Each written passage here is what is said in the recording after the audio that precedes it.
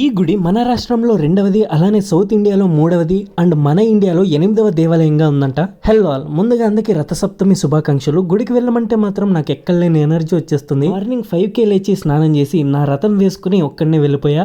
మాకున్న అదృష్టం ఏంటంటే మా ఊరి పక్కనే ఒక 5 కిలోమీటర్ డిస్టెన్స్ లో బూదగవి అనే ఒక చిన్న విలేజ్ ఉంటుంది. అందులో సూర్య భగవానుడి గుడి ఉంటుంది. ఇదే అనమాట ఆ గుడి. సూర్యుడికి మన రాష్ట్రంలో 2 టెంపుల్స్ మాత్రమే ఉన్నాయి. అందులో ఇది ఒకటి. చాలా అద్భుతంగా ఉంటుంది గుడి. నేను చాలా ఎర్లీగా వెళ్ళాను. నేను ఈవినింగ్ వెళ్దాం అనుకున్నా, కానీ మా ఫ్రెండ్ మార్నింగ్ వెళ్ళు, క్రౌడ్ తక్కువగా ఉంటారు అంటే ఎర్లీ మార్నింగ్ వచ్చాను. అయినా కూడా అసలు ఎంతమంది వచ్చారో చూడండి. ఇది ఫ్రీగా దర్శనానికి వెళ్లే దారంట. ఆ జనం చూసి భయం వేసింది. అందుకే 100 రూపాయలు పెట్టి ప్రత్యేక దర్శనం కోసం వెళ్ళాను. 100 రూపాయలు పెట్టి వెళ్ళినా కూడా ఆల్మోస్ట్ నేను 1 అవర్ వరకు లైన్ లో ఉండాల్సి వచ్చింది. మధ్య మధ్యలో సూర్యుడు బ్లెస్సింగ్స్ కూడా తీసుకున్నాం. ఆ సన్ రైజ్ మన మీద వేసి బ్లెస్ చేశాడు.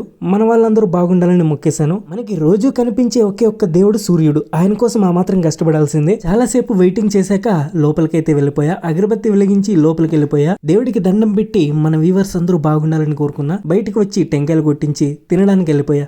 గుడికి వచ్చినప్పుడు మాత్రం అన్నదాన ప్రసాదం అస్సలు మిస్ అవ్వకూడదు. చాలా కష్టపడి లైన్ లో దూరి పాయసం పెట్టించుకొని వచ్చేసా. టేస్ట్ చేద్దాం ఎలా ఉందో.